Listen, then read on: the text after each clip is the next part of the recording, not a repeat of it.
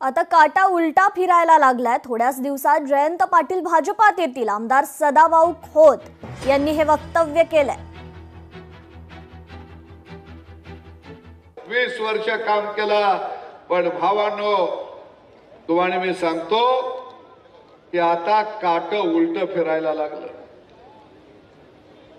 ते लय दिवस तिकडे बसणार नाही।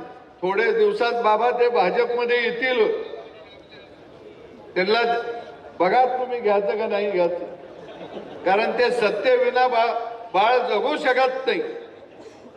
ते वाट बघायला लागले उडी कवा मारायची, कारण त्यांनी समाजासाठी काय केलं नाही। मीरा भाईंदरच्या महापौरपदी भाजपच्या डिंपल मेहता भाजपकडून खरं तर दुसऱ्यांदा डिंपल मेहता यांच्या नावाची निवड करण्यात आली आहे। अमराठी महापौर केल्यानं मनसे आक्रमक झालेली आहे। मराठी एकीकरण समिती आणि मनसे हा मिळून मोर्चा काढणार आहेत।